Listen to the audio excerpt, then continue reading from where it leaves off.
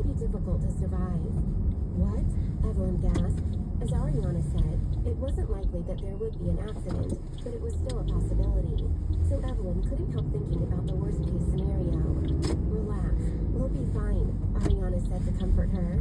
She didn't worry about plane accidents because the probability was too low. Hearing that, Evelyn felt better.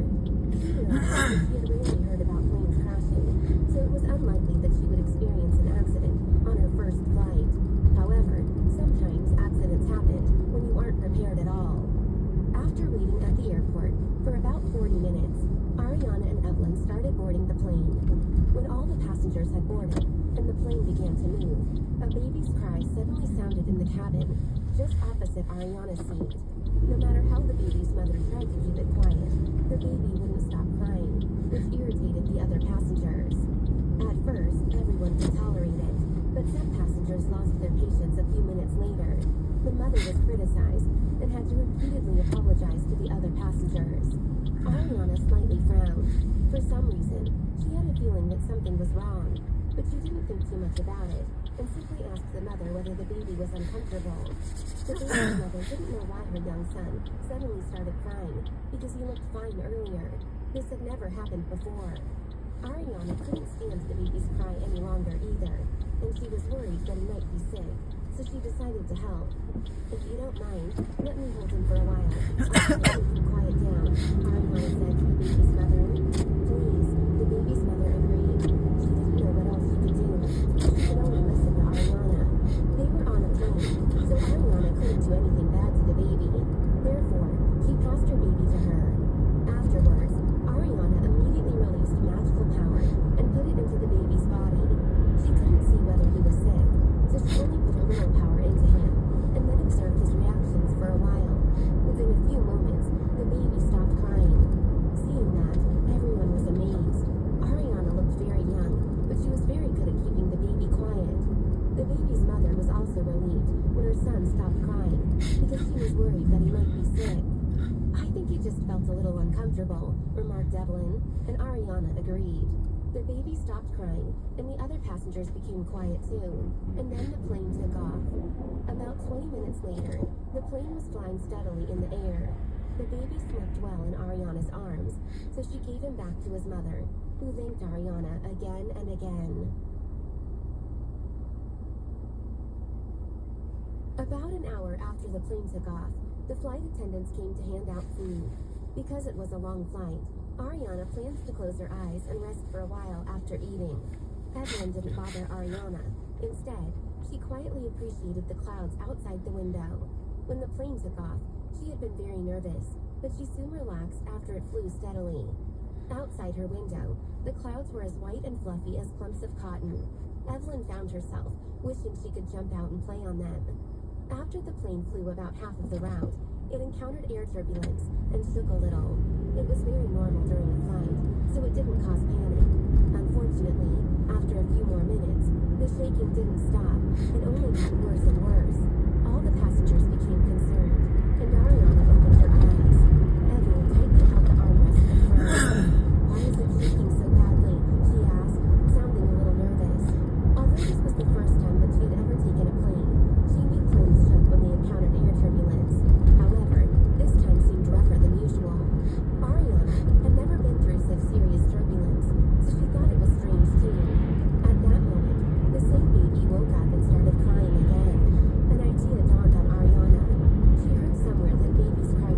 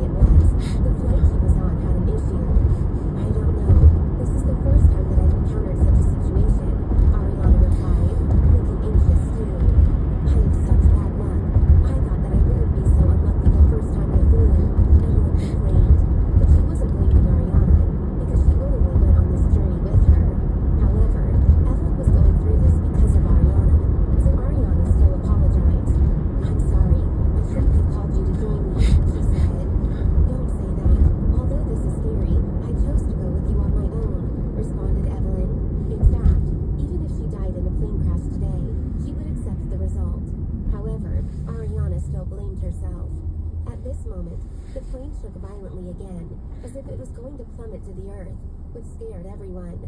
I feel like the plane is falling from the sky. What should we do? Will we die? A middle-aged woman cried out. I don't want to die. There are a lot of things I want to do, another person shouted. Dad, Mom, I want to go home. I don't want to travel, sobbed a little kid. Ariana wouldn't sit there and do nothing. The plane's shaking was violent, but she believed that she could handle it. If air turbulence was the only problem, it should be easy to fix, but it would be more difficult if the plane itself was damaged. Without hesitation, she released her magical power in all directions until it covered the whole plane. The anxious and scared passengers gradually calmed down once they were touched by the magical power. They didn't know why they suddenly felt relaxed, but Evelyn understood. Although she already knew that Ariana could release pure magical power, which was different from other immortals, she was still surprised by the strength of it. It was clear that Ariana was much stronger and more mysterious than she thought, but she didn't ask about it. When the passengers started to calm down, the baby also stopped crying. Covered in magical power, the plane stabilized and stopped shaking over time. However, Ariana didn't immediately withdraw her magical power, because the plane was only flying steadily by relying on her power. If she took it back, the plane might shake again. The air turbulence couldn't last for too long, so Ariana decided to withdraw her magical power after it ended. As the plane continued to fly steadily, the passengers quieted down. They were still frightened, but didn't worry about crashing as much. After several minutes, Ariana's face became a little pale, because she used so much magical power. Evelyn was slightly worried about it, but said nothing. After all, it was a special situation. After 10 minutes, Ariana stopped releasing her power, since the plane already passed the rocky air that was causing the turbulence. Unfortunately, her face became completely pale, and she felt weak. Ariana, are you alright? Evelyn asked in concern. Even though she knew that Ariana would be fine, and would be filled with energy again after resting for a while, she was still worried. She didn't know what would have happened to them if Ariana hadn't used her magical power to stabilize the plane, but the situation would only have gotten worse, so she was very grateful to her. However, other people had no idea about what Ariana did, so Evelyn felt it was very noble for her to save everyone anonymously. She couldn't tell other people about Ariana's abilities, because it would only cause trouble. Besides, nobody would believe it. It's fine, I just need to rest for a while, responded Ariana with a smile. Of course, acknowledged Evelyn, then stopped talking to her so she could rest. Because Ariana felt weak after using so much magical power, she couldn't use it to recover now. It would only make her more tired. However, she could take power crystals, so she took out a bottle of 10 crystals and took all of them at once. As an immortal, 1 or 2 power crystals weren't of much use, so she needed to take a lot of them, but over 10 of them would be too many. Afterwards, her face gradually regained its color, but she still needed more time to get her energy back. After resting for an hour, Ariana became energetic again. Evelyn was relieved when she saw that her friend was doing much better. A while later, a stewardess announced that the plane had begun its descent, and after about 30 minutes, the plane landed at the airport in Denver, which was the nearest city to Boulder. When the plane finally touched down, the passengers breathed a sigh of relief and felt grateful that there hadn't been an accident. Before long, Ariana and Evelyn got out of the plane and left the airport. On their way out, Ariana called Mosby and asked him where he was. She planned to go to meet him somewhere. For the time being, Mosby wasn't staying at a fixed location because he didn't dare to stop in case the mutant caught up to him. Instead, his bodyguards were driving him around Boulder. He hoped that the mutant wouldn't be as likely to attack him in a crowded place. However, it still could happen. Therefore, Mosby couldn't stop moving, since it was the only way to help himself feel safe. It would take Ariana nearly an hour to get from the airport to the center of Boulder, so Mosby had to protect himself during that time. The problem was, he didn't know where he would go. He had no destination, and was unfamiliar with Boulder. After walking out of the airport, Ariana and Evelyn took a taxi towards Boulder. As the taxi driver started driving, he asked them, "Which flight did you ladies take?" "The 12:30 flight from Los Angeles," replied Ariana. Hearing that, the taxi driver took a deep breath, then continued, "Did your plane suffer serious air turbulence during the route?" Ariana and Evelyn were surprised. How did he know that? Ariana sat up alertly and asked, "Yeah? But how did you know that? If you came from LA, you would have flown over Las Vegas. I heard on the radio that about 2 hours ago, a magnitude 7 earthquake occurred in a mountainous area, about 50 miles from Las Vegas. An earthquake that big would affect the airspace too, so your flight must have suffered a lot from it," explained the taxi driver. Ariana and Evelyn immediately realized that was why the plane shook so violently earlier. It must have been under great threat from the shockwaves in the air. "Did anyone get injured in the earthquake?" Ariana asked with concern. "Some people, but because the epicenter was in a mountainous area and not many people were living there, the death toll wasn't high. About 20 people were killed. It's very sad, but it's a good thing that it wasn't worse," responded the taxi driver. "Right," Ariana agreed. Then she took out her phone and searched for news about the earthquake. It was true that an earthquake occurred about 50 miles away from Las Vegas. The surrounding counties and towns were affected as well, but the death toll wasn't high. After making sure of it, Ariana sent Chevy a message, telling him she wanted to donate $2 million to the towns affected by the earthquake. She couldn't save the world, but she was a very kind and charitable person. If she could do something to help innocent people in need, she would gladly do it. Ariana also told Chevy to arrange for trustworthy people to collect information about the households living there. She wanted to directly give the money to them, not to a charity. Ariana didn't trust charities because people who really needed money might not get the help they needed. After all, there were many staff members who might take money out of the donations for themselves. Although it was necessary for those staff members to be paid a salary, some charities took more funds than they needed to. These charities actually didn't focus on helping others. They were more like middlemen, so they would take fees. The Flores family's charity didn't do that, but Ariana still told Chevy to deal with it himself.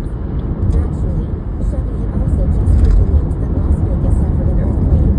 He also felt that it would be a good idea for the Shetler Group to make a donation, but the company was owned by Ariana, so he planned to talk to her about it. However, before he could contact her, he received Ariana's message, almost as if she read his mind. Without delay, he immediately did what she said.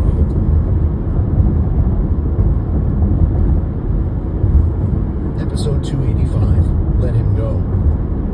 The last words from Duke's mouth had been clearly heard by everyone. By now, even Layla stopped complaining, and every single one of them remained motionless in the room. They received confirmation that one of them had been caught.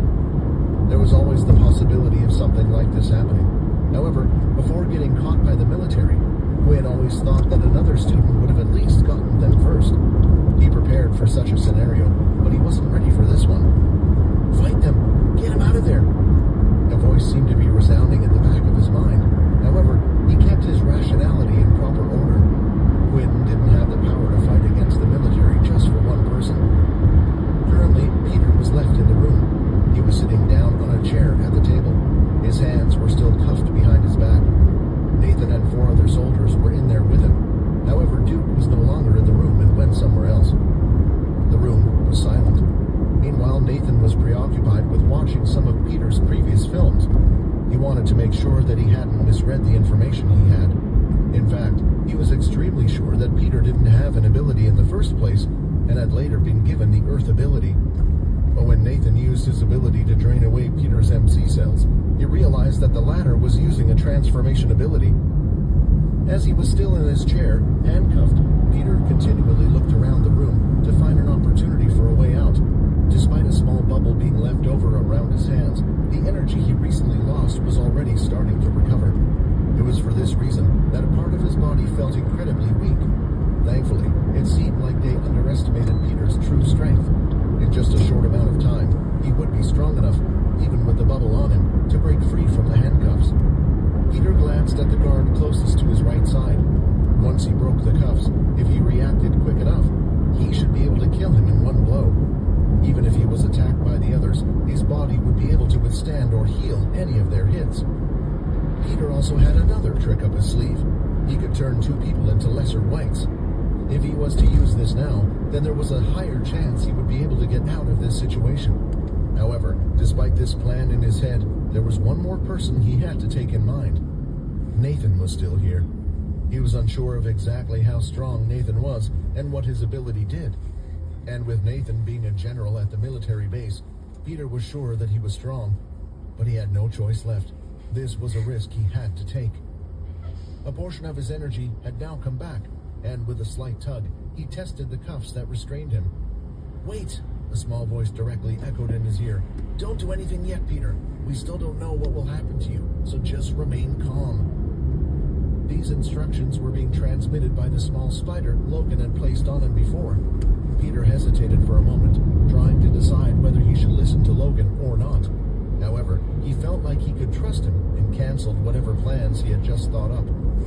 "Since they got me an errand out of something like this before, they can surely do it again," Peter reassured himself with these thoughts.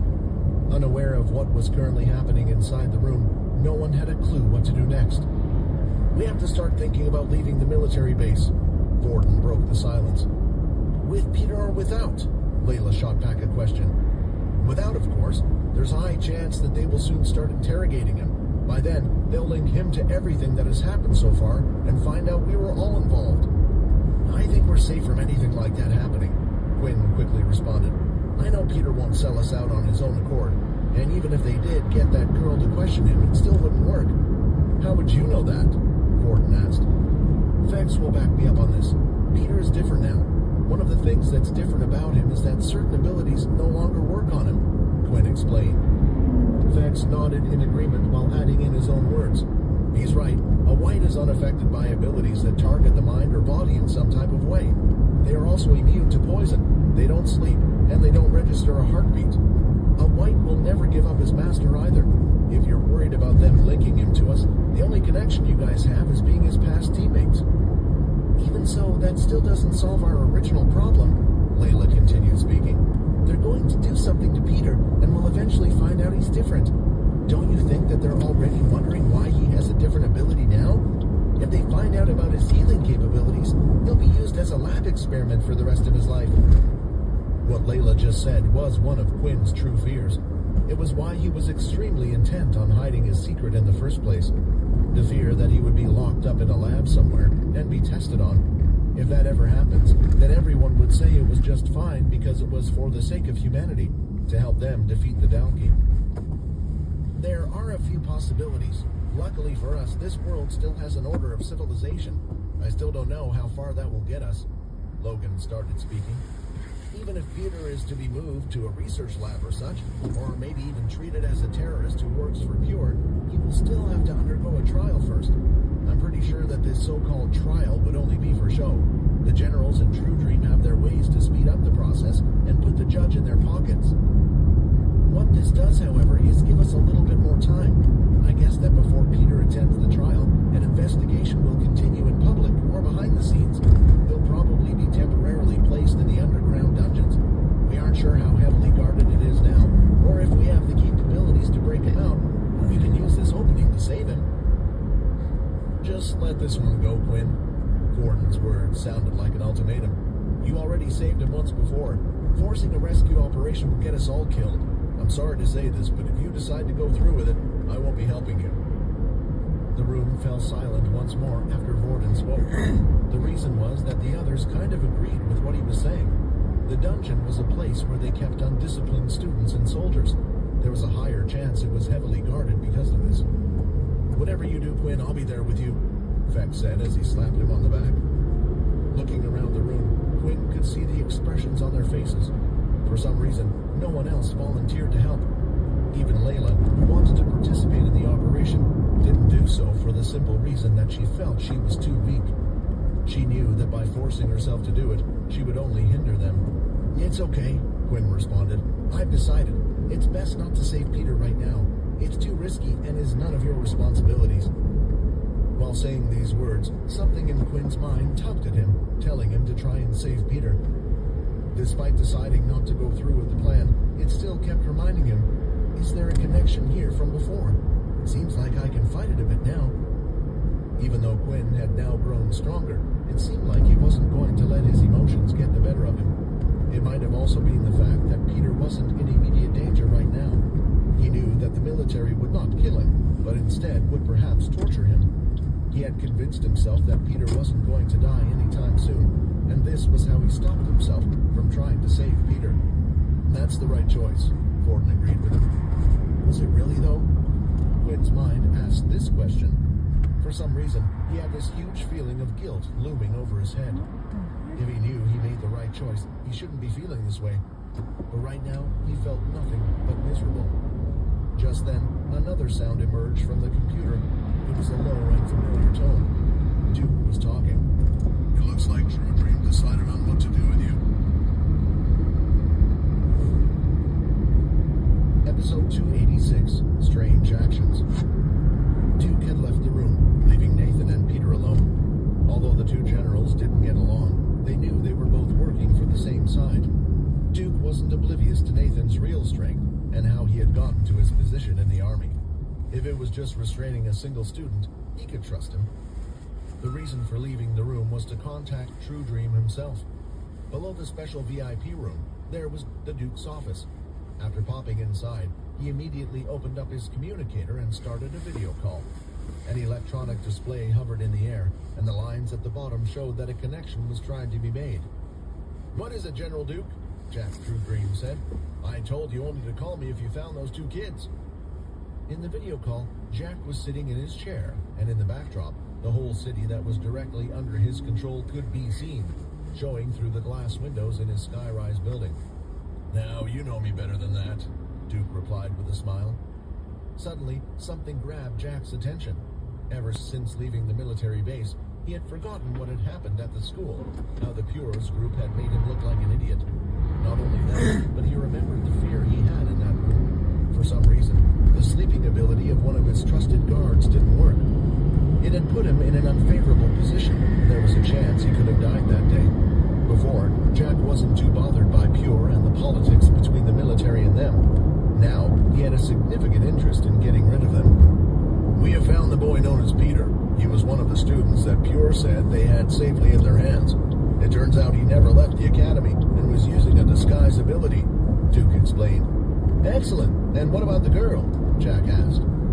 "We have reason to believe Pure might have genuinely taken her. My theory is that the student known as Peter was initially working for Pure all along. They must have hidden that he had the disguise ability, waiting for the perfect opportunity to use it. It would then make sense why the sleeping agent didn't work on him if they managed to prepare something beforehand. I have to add, though, this is all just speculation. We are unable to confirm anything. For some reason, it seems our truth seeker is unable to use her ability on him. Perhaps Pure is advancing quicker than we think and have been able to find something to stop abilities." The military knew Pure's goal, so they gathered that they must be working on some serum or vaccination that would target the MC cells. So far, there had been no sign of a result. Duke's line of thought was that if they couldn't take away or get rid of their abilities, maybe they could create or alter a person who was able to block them. "Have you reported this to Paul yet?" Jack asked. "No, I did as you asked and spoke to you first." "Good. If Paul were to find out about this, he would want the student to go through the core process. If that happens, he might eventually shift them to the research department, and from there, he will be out of my hands," Jack said. "I believe the punishment that will be given to the student will be too light. I have an idea that will not only be a fair punishment for Peter, but will perhaps allow us to punish those Pure members." Jack went on about the details of the plan and recounted the outline to Duke. Both of them needed to be on the same page. After all, technically, Duke worked for the head General Paul. Doing this would mean he was not doing his duty as a soldier and had decided to help out an outsider like True Dream, who technically didn't work for the military, but only closely cooperated with them. "Excellent," Jack said with a cheer in his voice. "Then we shall meet at the inter-military tournament." The tough decision was for Quinn and the others to leave Peter behind, and two members of the group were struggling with this significantly. In Logan's room, they continued to track Peter's movements, and it was as they expected. Someone had taken Peter to the underground dungeon, or at least that's what they suspected, as the spider's signal was lost, and the area last seen was the dungeon entrance. The next day had arrived, and there seemed to be two members of the group struggling with Peter's disappearance the most, one of them being Quinn. He still felt a little responsible for what was happening to Peter. Although the system had reassured him that Peter was fine, due to the current distance between the two of them, if Peter was hurt or in trouble, Quinn would be able to feel it if Peter was being tortured or hurt. However, Logan's was a different case. He was in his room, working on one of his gadgets on his workbench. He had been working through the whole night, and usually he worked late, but this was later than usual, and he didn't even take a break. It was as if he was trying to get his mind off of something. Finally, after hours of working on some gadgets, he decided to take a break. Lifting his robotic molecule, he leaned back in his chair. "Oh, that was hard, Peter. Would you pass me a sandwich?" Logan asked with his hand held out, but he felt nothing in his hand after waiting a while. He turned around in his chair and looked at the spot where Peter would usually stand. He hardly ever moved from there, other than to bring him tools and play the VR game once in a while. "There has to be information on that dungeon," Logan said as he hopped onto his computer and started to type away. Back in school, lessons had resumed as usual. Quinn didn't know why, but he seemed to be avoiding the others and was starting to hang around with Fex more often. Even in his room, the conversation with Vorden felt a little awkward. Vorden had helped him out wherever possible, and it was the first time he had decided not to. It wasn't his fault, but Quinn didn't know how to deal with it. Besides, he had problems he was trying to solve. The voice in the back of his head was starting to get louder as more time passed. The voice kept telling him to go against the school and fight them. Try to get Peter out of there. He continued to ignore this and went by his days as usual. However, Fex noticed this strange behavior. He would often, at times, suddenly stop while walking, grabbing his head. By now, Fex had already figured that Quinn was the one who turned Peter and assumed that the pains must be from whatever the school was doing to Peter in the dungeon. For some reason, Fex didn't quite believe that, though. The evening had come, and the lessons were over. Some students were still outside the school during this time, while others decided to relax in their dorm rooms. Quinn had stated that he was going to play the game for a bit of practice. Hearing this, Fex agreed to come with him. "Hey, I'll come with you. I haven't played myself in a while." "Oh, darn," Quinn replied. "I just remembered I promised Vorden I would do something with him tonight. Maybe next time." "Well, that's okay," Fex said as he watched Quinn walk off. He knew something was up. It was clear Quinn had said that to get rid of him. These strange actions led Fex to act. Whatever Quinn was doing, it was clear he didn't want others to see it. Once the two of them were a great distance away, Fex decided to follow him. The distance between them was quite large, and the reason for this was because of the smell. Another vampire was able to smell another. They had a strong sense of smell and could tell the difference between them too. Still, their eyesight was far better than their sense of smell, so although Fex stayed a distance away, he could still see Quinn. While following Quinn, it had led him down a hallway where he could see him talking to a student he had never seen before. "I didn't know he had other friends besides those weirdos," Fex thought. Quickly, the two of them left the corridors and started to head outside. Finding this all too strange, Fex continued to follow the two of them.